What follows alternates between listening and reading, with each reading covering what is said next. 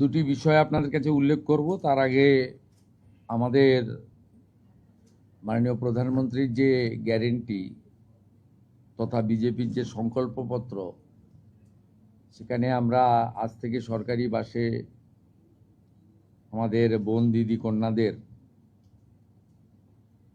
Free বাস services ইতিমধ্যে চালু করেছি এবং সর্বত্র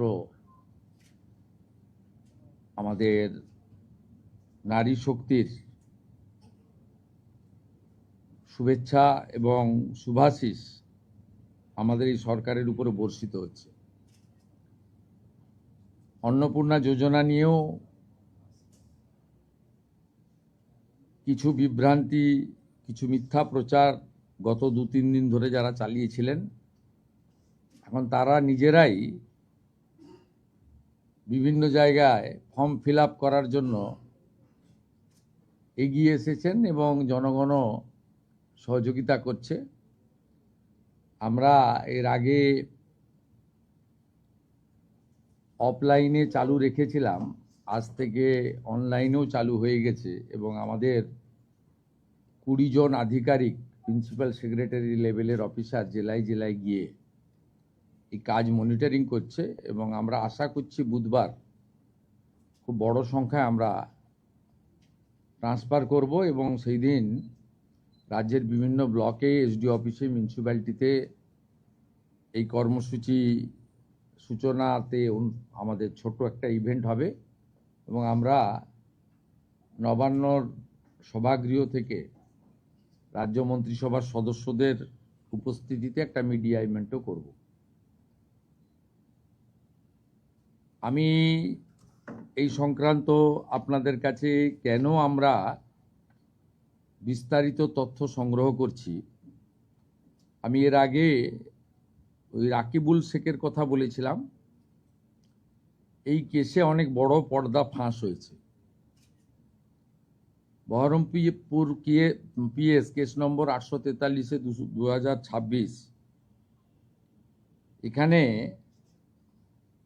এখনো পর্যন্ত 22টা ফলস অ্যাকাউন্ট পাওয়া গেছে, যেখান থেকে মহিলারা নয় পুরুষরা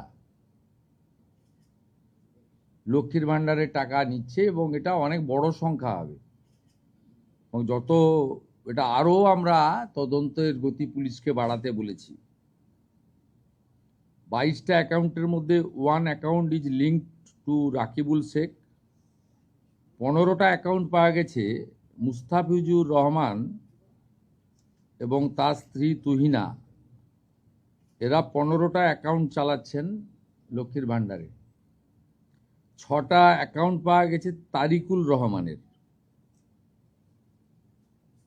যারা 12 পাতা, 16 পাতা, 18 পাতা করছেন, এই রিজেক্টেড, জনগণের দ্বারা রিজেক্টেড নেতা এবং তাদের দলের লোকেদের বলবো যে এই সংখ্যাটা কত হবে আমরা জানি না। অবৈধ অনুপ্রবেশকারীরা তো পাচ্ছেন, তার সাথে সাথে হাজার হাজার তৃণমূল কংগ্রেসের নেতা যারা মহিলা নন বা এই কর্মসূচির আওতায় আসেন না, তারা লক্ষ্মীর ভাণ্ডার লুট করেছেন, সেটা আমরা পেয়েছি। আমরা কাউকে ছাড়বো না। আমি ডিজিপিকে বলেছি সিট গঠন করতে এবং যেহেতু মানিটারি ডিফলকেশন আছে, মানি লন্ডারিংয়েও এদের কেসকে ট্রান্সফার করার জন্য আমরা ডাইরেকশন দিয়েছি। আমরা হিসাব করে দেখেছি এসআইআরে নাম বাদ যাওয়া এবং এই রাকিবুল, মুস্তাফিজুর, তারিকুলরা মিলে অন্তত 30 লক্ষ ফলস লক্ষ্মীর ভাণ্ডারের টাকা তুলছেন। 30 লক্ষ গুণিতক 1,500 টাকা করে যদি হিসাব করেন, কত হাজার কোটি টাকা আপনাদের জনগণের টাকা কিভাবে এরা লুট করেছে। এই লুটেরাদের পার্টি, এটা তার প্রমাণ। আমরা এদেরকে একেবারে গ্রাসরুট থেকে ক্র্যাকডাউন করব আইনের মাধ্যমে। আমি এই প্রসঙ্গে পশ্চিমবাংলার সমস্ত জনগণকে,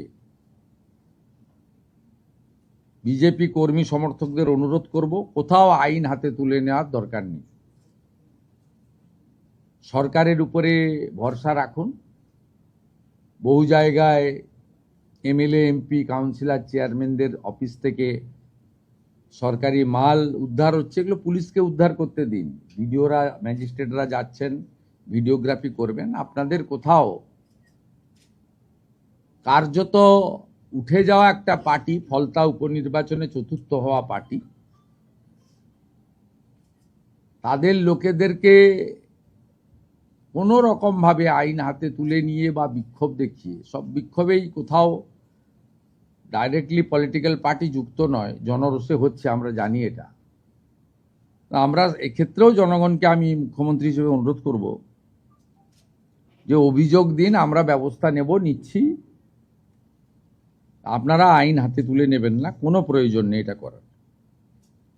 যাতে এই ধরনের বিচ্ছিন্ন ঘটনা বা সস্তার প্রচার ওরা না পায়, এটা আপনাদের দেখতে হবে।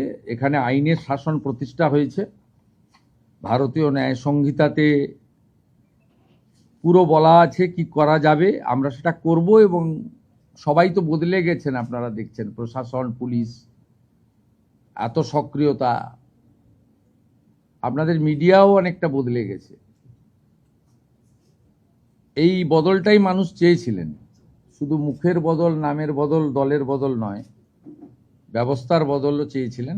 অনেকটা হয়ে গেছে, কিন্তু এক মাসও হয়নি, 3টে সপ্তাহ পেরিয়ে চতুর্থ সপ্তাহে এত তাড়াতাড়ি এর থেকে বেশি কিছু করা সম্ভব বলে আমার মনে হয় না। আরেকটা, গত কয়েকদিন ধরেই মাঝে মাঝে ব্রেকিং নিউজ আপনারা দেখাচ্ছেন, সিআইডি অমুকের বাড়ি তমুকের বাড়ি। এটাতে বিজেপি বা সরকারের কোনো রোল নেই। আপনাদের বলছি, 9 মে মাননীয় স্পিকার পশ্চিমবঙ্গ বিধানসভা রথীন্দ্রনাথ বোসকে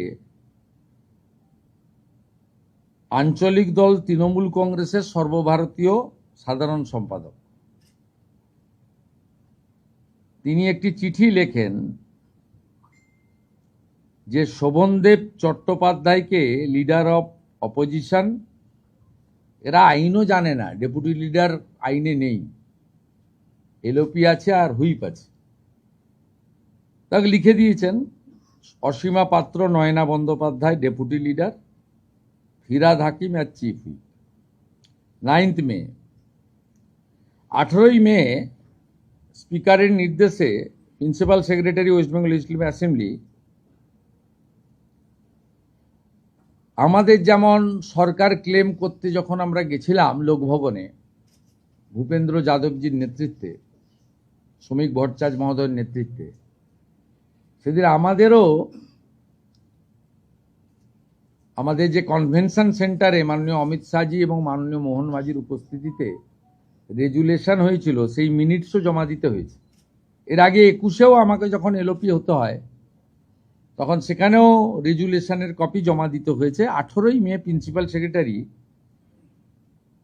আঞ্চলিক দলের সর্বভারতীয় সাধারণ সম্পাদককে মিনিটস বা রেজুলেশন জমা দেওয়ার জন্য চিঠি করেন। 20 মে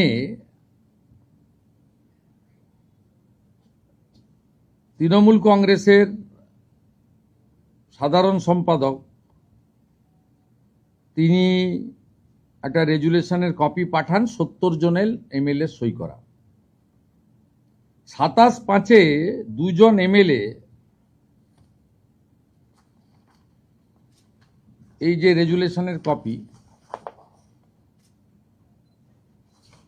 এতে ব্লক লেটারে 10 জনের নাম লেখা আছে। ব্লক লেটারে তো হয় না।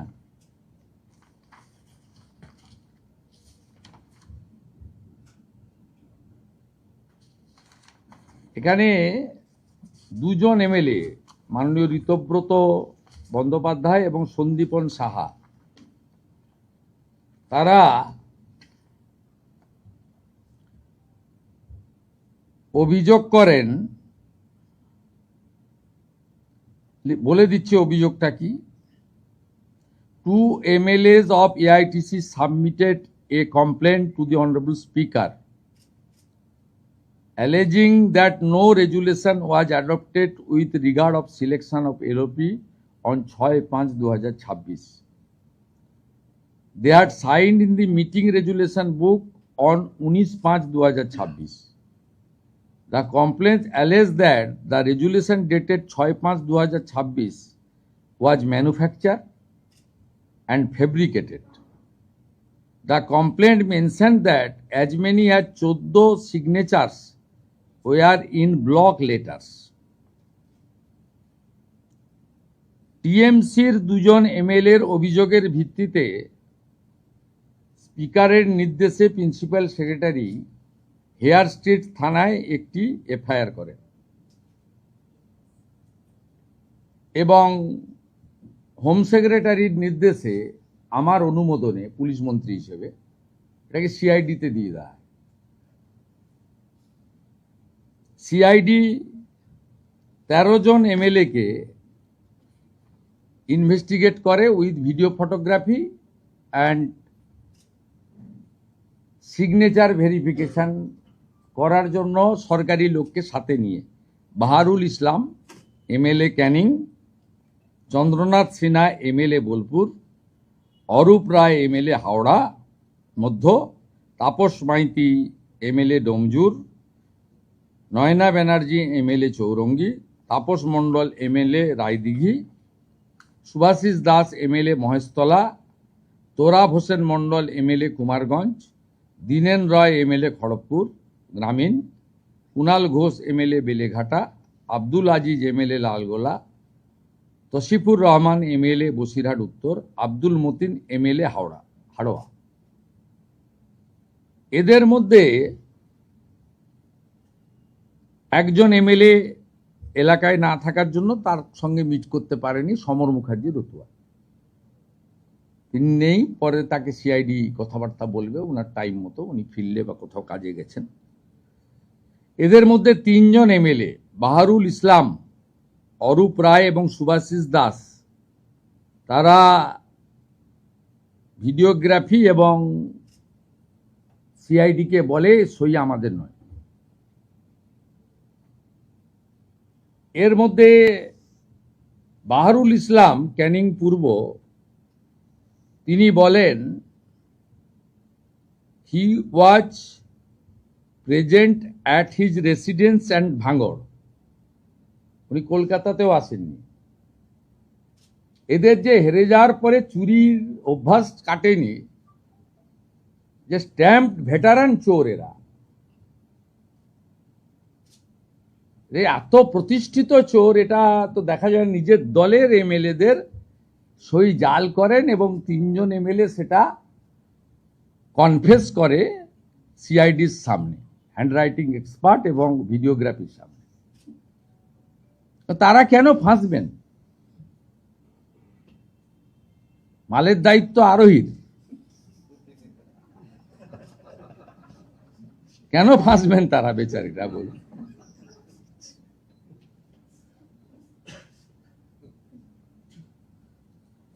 সিআইডি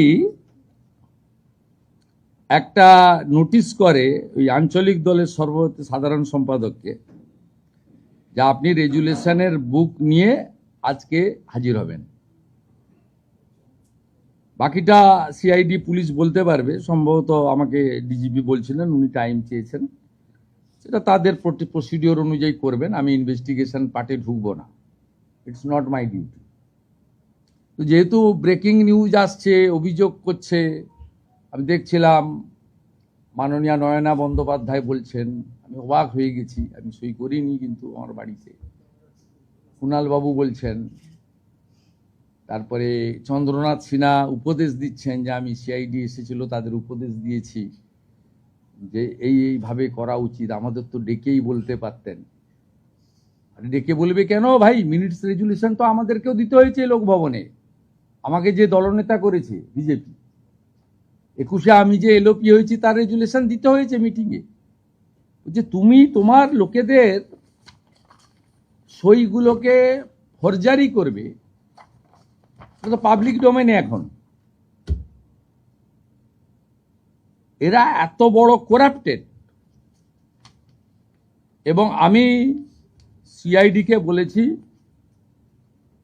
ভারতীয় ন্যায় সংহিতাতে ফৌজদারিতে যা যা আছে অ্যাকশন আমরা নেব। কারো অসুবিধা থাকলে, কেউ অসুস্থ থাকলে তাকে টাইম দেবেন কিনা আইও বা তার অর্গানাইজেশন ঠিক করবে, ওখানে আমি ইন্টারফেয়ার করব না, ইটস নট মাই ডিউটি। কিন্তু এর সঙ্গে সংবাদ মাধ্যমের প্রচার, তাতেই মনে হতে পারে প্রতিহিংসা নিচ্ছেন, কিন্তু প্রতিহিংসা আমরা নিতে চাই না, কারণ উঠে গেছে পার্টিটা। তো পার্টিটা উঠে গেছে। আমি তো কোনোদিন দেখিনি প্রতিদ্বন্দ্বী প্রার্থী ভোটের আগেই বলছেন যে আমি লড়বো না। মানে কার্যত পার্টিটা উঠে গেছে। এবং কালকেও টিভিতে দেখছিলাম যে 80-র মধ্যে 17 আপনারা রিলে করছিলেন ওই ওয়ানডে ম্যাচের মতো।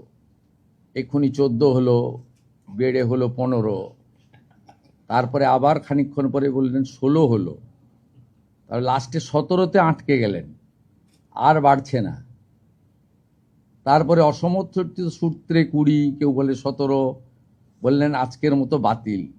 এত আন্দোলন হচ্ছে চারিদিকে, মিছিল আর মিটিং, বিধায়করা পৌঁছাতে পারেননি। মিছিল কি হয়েছে আমরা দেখেছি গতকাল, আজও দেখব। আপনাদের কোনো লোক রাস্তায় নামবে না, রাস্তায় নামবে না। যে কাণ্ড কারখানা আপনারা করেছেন, কোনো সুযোগ নেই পশ্চিমবঙ্গে আপনাদের। অতএব আপনাদের মাধ্যমে আমরা বলতে চাই যে বর্তমান রাজ্য সরকার আমাদের কোনো এজেন্ডার মধ্যেই নেই। ওরা আপনার দলের এমএলএরা লিখিত অভিযোগ করেছে, আপনাদের দলের লিখিত অভিযোগের ভিত্তিতে এফআইআর হয়েছে। এখানে সচিবেরও কোনো রোল নেই, স্পিকারেরও কোনো রোল নেই। আপনাদের দলের 14 জনের সই ব্লক লেটারে আপনারা করেছেন, যেটা ওনাদের সই নয়। 13 জনের মধ্যে 3 জন কনফেস করে দিয়েছে, বাকিরাও এদিক ওদিক করে বলেছে। যা বলেছে আইও জানে, প্রয়োজন হলে কোর্টে কেস ডায়েরি জমা দেবে। কিন্তু আমি পরিষ্কারভাবে বলতে চাই, এই তঞ্চকতা, এই প্রতারণা, এই ধরনের সই দুর্নীতি নিজের দলের বিধায়কদের সঙ্গে নিজেরা যেটা করেছেন, নীতি নৈতিকতার প্রশ্ন তো আলাদা। আমরা আমাদের পুলিশ, রাজ্যের পুলিশ, বিএনএস এর অন্তর্গত, যা করার করবে। এবং যারা তদন্তে সহযোগিতা করবেন, নিশ্চয়ই তাদের কথা তদন্তকারীরা একরকম ভাববেন, আর যারা তদন্তে অসহযোগিতা করবেন তাদের জন্য আইনে যা আছে তাই হবে। এর কোনো রকম এই সরকার, যে সরকার আইনের শাসন প্রতিষ্ঠা করেছে, শাসকের আইন নয়, সেখানে আপনাদের কেউ যারা এই অবৈধ কাজ করেছেন, সই চুরি করেছেন, ছাড় পাবেন না। এটা খুব স্পষ্টভাবে আমি আপনাদেরকে জানিয়ে দিতে চাই। এক্ষেত্রে নিয়ম কি হবে যে যতদিন পর্যন্ত এটা মিটছে, মানে 18 তারিখ থেকে তো অধিবেশন শুরু হচ্ছে, এরা কি বিরোধী দলের মর্যাদা পাবে, নাকি এই প্রক্রিয়াটা শেষ হওয়ার পর তারা পাবে? আজকে তো 1 তারিখ, 8 তারিখ এখনো দেরি আছে। তারপরে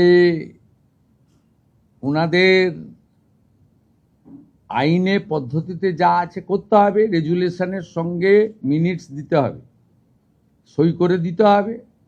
তাতে নিয়ম যা আছে সেই নিয়ম অনুযায়ী অধ্যক্ষ ঠিক করবে, নবান্ন থেকে মুখ্যমন্ত্রী ঠিক করবেন না।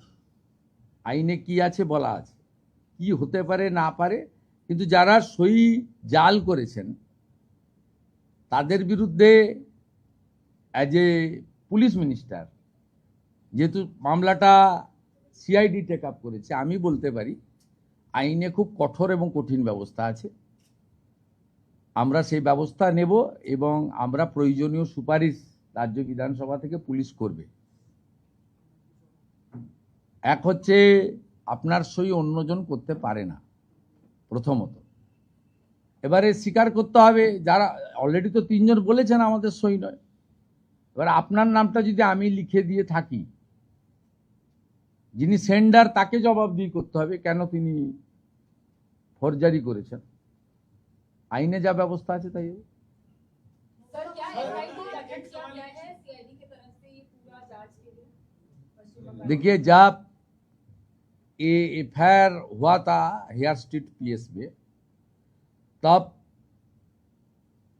वहां से हेयर स्ट्रीट पुलिस स्टेशन ने होम डिपार्टमेंट में सूचना दिया है, जो कलकत्ता और कोलकाता बाहर का बहुत सारा एमएलए लोग है, और यहाँ हमारी सिग्नेचर एक्सपर्ट, उनका फॉरेंसिक वीडियोग्राफी, एक थोड़ा बड़ा इन्वेस्टिगेटिंग प्लेटफॉर्म चाहिए इसको इन्वेस्टिगेशन करने के लिए।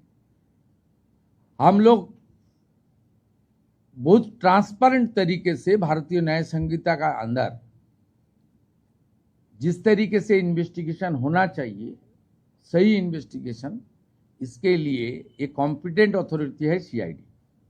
कुछ विधायक कलकत्ता का है, कुछ विधायक कलकत्ता का बाहर है, इसलिए अच्छा इन्वेस्टिगेशन के लिए as per the recommendation of the home secretary of the state I approve इसमें सीआईडी इन्वेस्टिगेशन करे, सीट बनाए और इन्वेस्टिगेशन शुरू हो गया।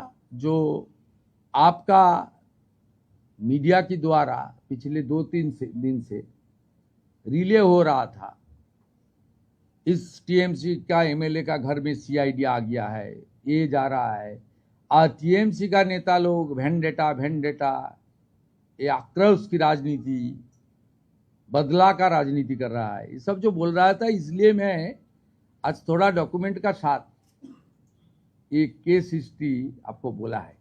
टीएमसी बंगाल का जनता का साथ तो भ्रष्टाचार किया है, अभी उनका खुद एमएलए का साथ भ्रष्टाचार कर रहा है।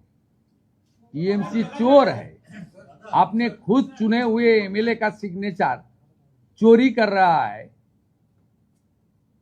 इसलिए जनता को ये मालूम होना चाहिए इसमें बीजेपी और सरकार का कोई रोल नहीं है।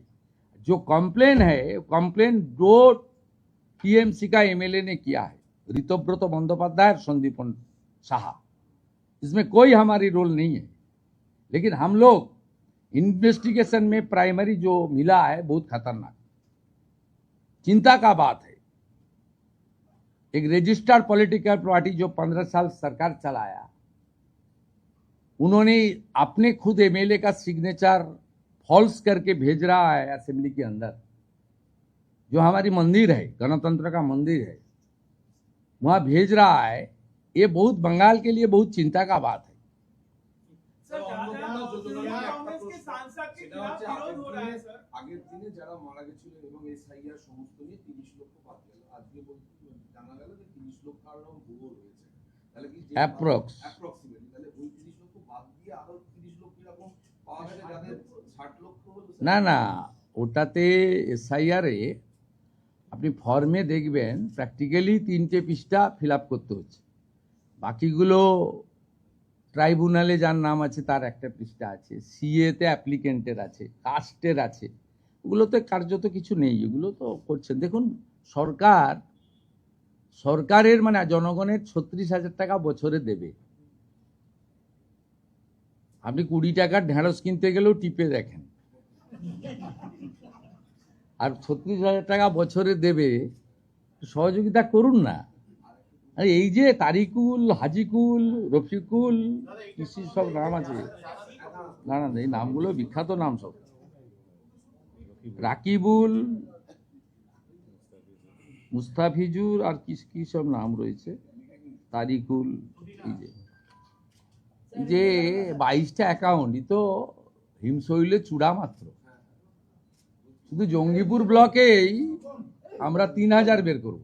আমি আপনাকে বলছি, ভয়ঙ্কর চিত্র আছে।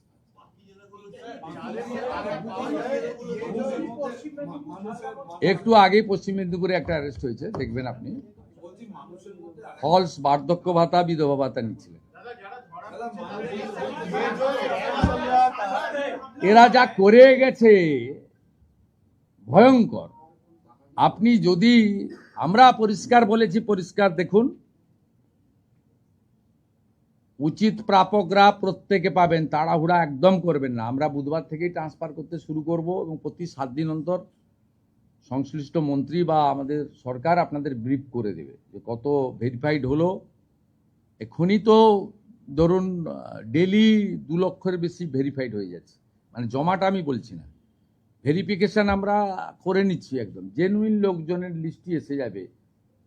কিন্তু যারা ভোটারে এসআইআরে যাদের নাম বাদ গেছে তাদের মধ্যে সিএ অ্যাপ্লিকেন্ট এবং অ্যাডজুডিকেটেড ট্রাইব্যুনালে যারা আপিল করেছেন তাদেরকে আমরা আপাতত কনসিডার করব যতক্ষণ না পর্যন্ত ট্রাইব্যুনাল বা সিএতে নিষ্পত্তি না হয়। যে ভোটারই নয় সে কি করে সামাজিক ভাতা পেতে পারে? টাকাটা তো আপনার, টাকাটা তো কোনো পার্টির ব্যক্তির নয়। আপনি করলেন মহিলাদের জন্য, তারিকুল রাকিবুলের জন্য তো নয়, চন্দ্রকোনার টিএমসি নেতা উত্তম সাহুর জন্য তো নয়। এইখানেই আমাদের সরকারের নীতি এবং উদ্দেশ্য। তা তো ভাবো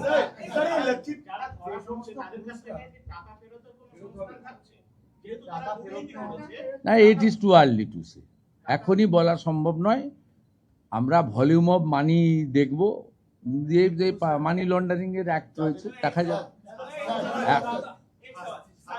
শাস্তি কারা পাবে? যারা নিচ্ছে তারা পাবে, বা নিয়েছে তারা পাবে, না যারা এর জন্য দায়ী, মানে আধিকারিকদের দোষ দেবেন কেন? কিছু আধিকারিক ইনভলভ, ঠিক আছে, কলকাতা কর্পোরেশন থেকে হয়েছে এগুলো, জঙ্গিপুরেরটাও এখানে হয়েছে। আপনি আগের সরকার কি ভেরিফিকেশন করেছে? 2 জন লিখে দিয়েছে ইনি ইমাম, উনার কোনো ধর্মীয় প্রতিষ্ঠান নেই, কোনো মসজিদে উনি অ্যাটাচ নন, তাকেও ইমাম ভাতা দেওয়া হয়েছে। আপনার এই লক্ষ্মীর ভান্ডারে ভেরিফিকেশন হয়েছে, যুবশ্রীতে ভেরিফিকেশন হয়েছে। আপনি 10 পাসকে দিয়েছেন তো, আমি আপনাকে কয়েকশো দেখিয়ে দেবো 4 পাসকে দিয়েছেন।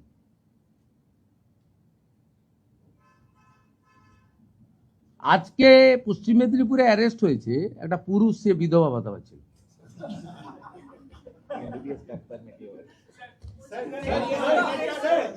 একটু একটু একটু আমাকে পরিষ্কার করতে দেন, একটু টাইম দেন।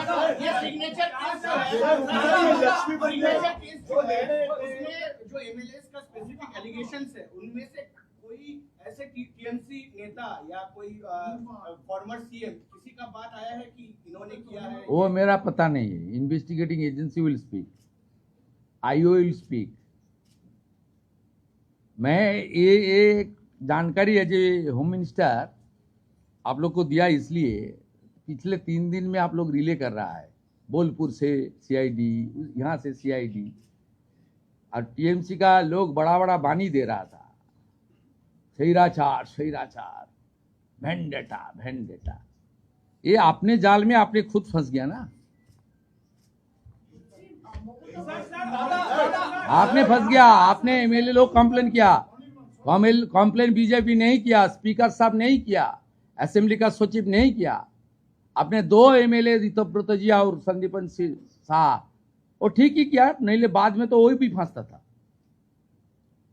उन्होंने बता दिया लिख के, जे 14 एमएलए ब्लॉक लेटर में नाम लिख के दिया है दूसरा कोई आदमी, वो दूसरा आदमी कौन है इसको पता करना चाहिए, इसलिए इन्वेस्टिगेशन। 3 तो ऑन रिकॉर्ड बता दिया, ये हम लोग का सिग्नेचर ही नहीं है।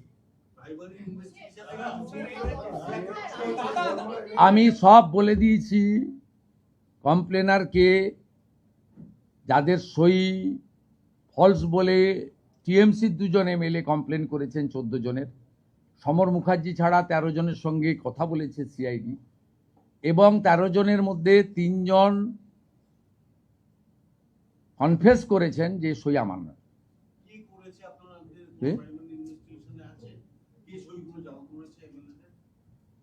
আপনি খোঁজ নিন, সব চোরেদের পাঠশালা কালীঘাটের টালির চালা।